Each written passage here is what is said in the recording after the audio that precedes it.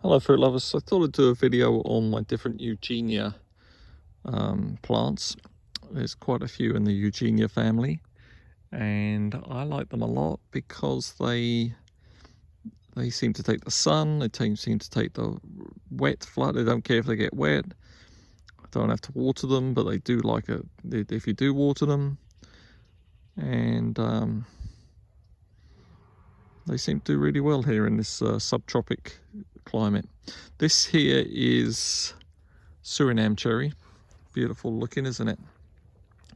I think I grew this from a seed, and look at it. It's only a couple of years old. It's doing really well. Beautiful. Look at that fresh growth there. I can't get the focus. Beautiful. I did try, someone said to me, if you strip the leaves off, it was force fruiting, so I might try that. But this tree is looking gorgeous. It's going to grow into a monster. Let's see what else we got. So the Pitomba is another Eugenia, and different leaves, obviously.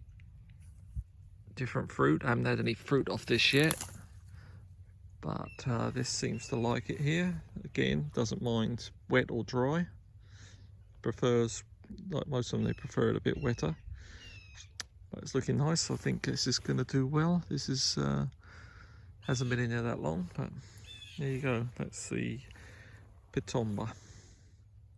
Next is my Pitangatuba, which produces a larger fruit. I did have it flower. I've had it flower already, but this is also called a star cherry, and but the fruit did not set, so we'll have to wait and see. It's got these thick leaves. Thicker leaves normally mean they can go through cooler conditions. That's looking nice.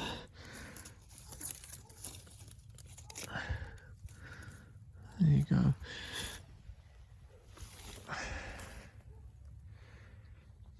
This is not a Eugenia, it's in the myrtle family, but it's a relative of the Eugenia. So I'm going to include this. This is the Simpson Stopper, and it's supposed to take drought conditions. Didn't care about the wet again, and it seems to like this cooler, a little bit cooler. It's certainly looking really nice since the weather cooled down a bit. So we'll keep an eye on this, and it did have fruit on it already, but I think the fruit dropped before I could eat it.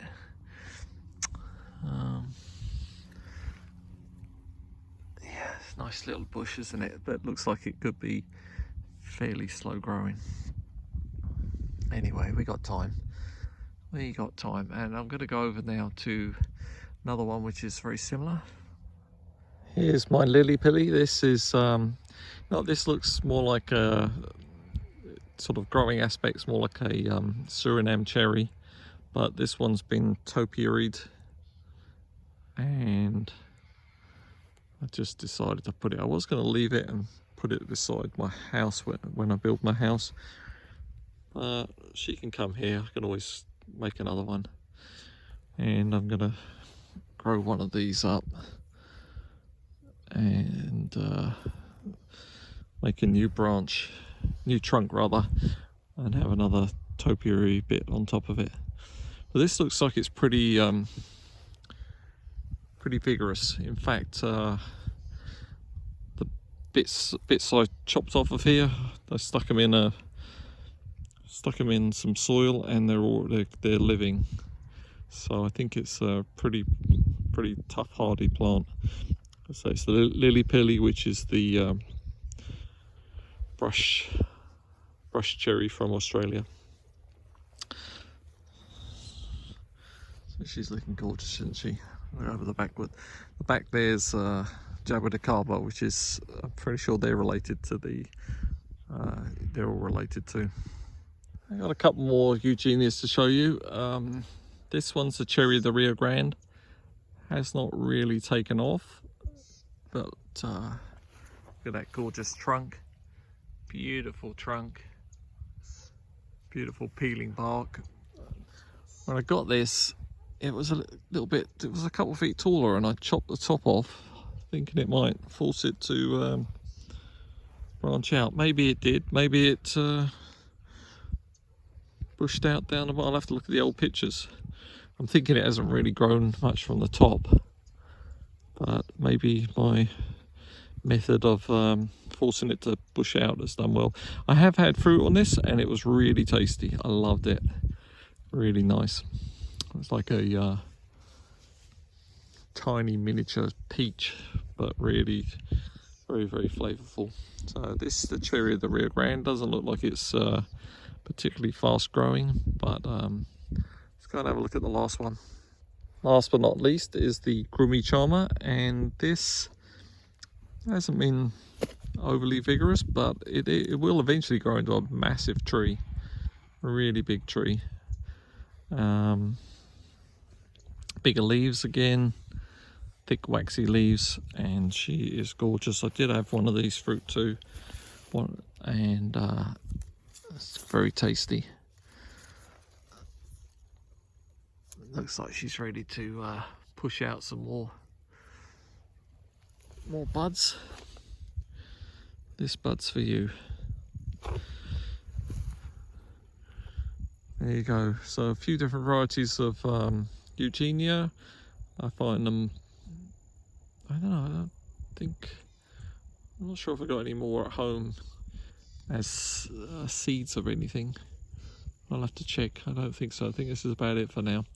But easy to grow here, maintenance free, and hopefully I'll get more and more fruit. Over there is one of my Surinam cherries. That one gives me the most fruit. That loves it there. So thanks for watching. Hope this pushes you to get some Eugenias yourself. Ta-ra. Of course, the Untitled E and the Jaboticabas are related to Eugenias, but here's another Eugenia that I had at home, and that's the Cedar Bay Cherry. Looks kind of like a Groomy Charmer so far.